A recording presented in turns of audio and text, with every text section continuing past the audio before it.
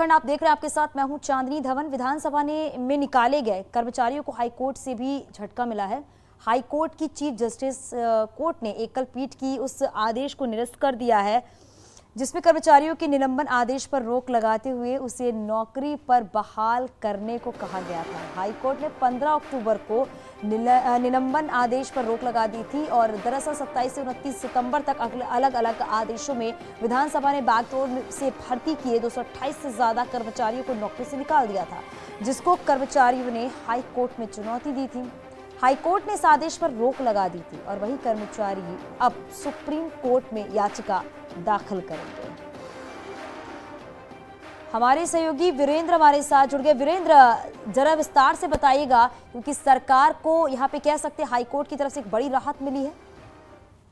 चाहते सरकार को राहत कही जा सकती है और जो विधानसभा सचिवालय है उसको भी बड़ी राहत हाईकोर्ट की ओर से कहा जा सकता है, क्योंकि जिस तरह से पिछले दिनों 15 तारीख में हाईकोर्ट ने पूरी तरीके से जो विधानसभा अध्यक्ष द्वारा 228 कर्मचारियों को हटाने का आदेश दिया था उस पर हाईकोर्ट ने रोक लगा दी थी, लेकिन जो विधानसभा सचिवालय है उसने इस आदेश को डबल बेंच में यानी चीफ जस्टिस कोर्ट में चुनौती दी थी और आज मामला सुनवाई के लिए आया। आखिर कोर्ट में जो विधानसभा सचिवालय की ओर से ये तर्क रखा गया कि कहा कि जो भी ये भर्तियां हैं ये अवैध तौर पर की गई थी 16 से 21 तक की, और इसके साथ साथ जो प्रोसीजर है या विधानसभा की नियमावली जो भर्ती करने की 2011 है उसका उस प्रोसीजर को भी यूज नहीं किया गया है। इसके अलावा जो सादे पेपरों में किस पद के लिए कहाँ अपॉइंटमेंट होना है, कौन वो लोग हैं, इसका कहीं भी जिक्र नहीं किया। एक सादे पेपर में आपने एक लिस्ट दे दी कि इनको भर्ती करना है, उनको भर्ती कर दिया गया।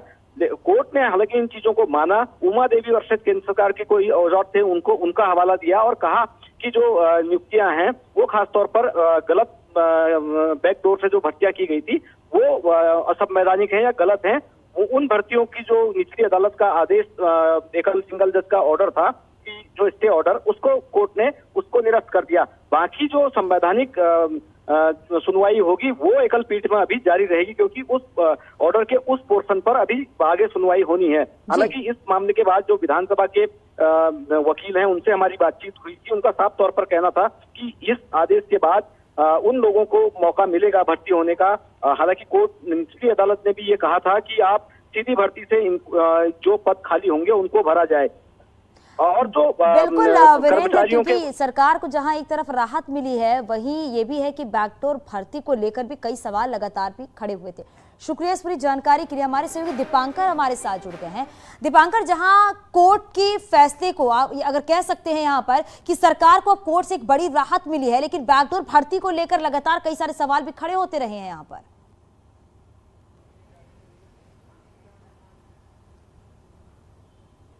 बिल्कुल, जब विधानसभा भर्ती का मामला आया था और इसको लेकर तमाम विवाद हुए, उसके बाद इसमें जांच की बात हुई। जांच के बाद 228 यहां पर जो नौकरी करने वाले थे, चाहे 2016 के थे या 2021 की भर्तियां थी, उनको यहां बाहर किया गया। अब आज हाईकोर्ट का जो फैसला है, उस फैसले के बाद कहीं ना कहीं ये बात तय मानी जा रही है कि 228 जो लोग हैं, जो कर्मचारी हैं, ये सीधे तौर पर बाहर होंगे या फिर ये इससे भी आगे कहीं चैलेंज करेंगे। लेकिन सरकार के लिए या विधानसभा की तरफ से जो डबल बेंच में से चैलेंज किया गया था कि इनको नियुक्ति पत्र दिए जाए या इनको दोबारा यहां पर ज्वाइनिंग दी जाए, तो वो ज्वाइनिंग यहां पर विधानसभा ने नहीं दी थी। और अब जब सरकार डबल बेंच में गई तो डबल बेंच ने अब साफ कह दिया कि जो इनको बाहर करने का फैसला था वो फैसला सही है। तो यानी मुश्किलें यहां पर इन कर्मचारियों के लिए अभी भी है, और जो फैसला इनको बाहर करने का लिया गया था विधानसभा स्पीकर की तरफ से, वो फैसला अभी भी बरकरार है।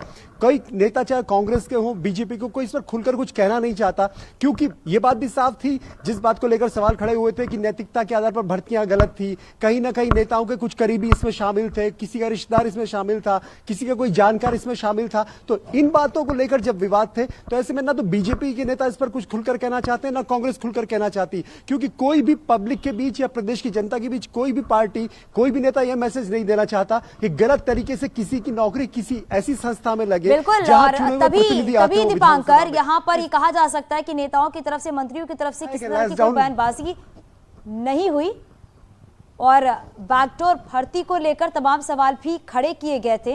हालांकि अब देखना यह होगा कि लोगों की तरफ से दीपांकर आप बात कीजिए उनसे।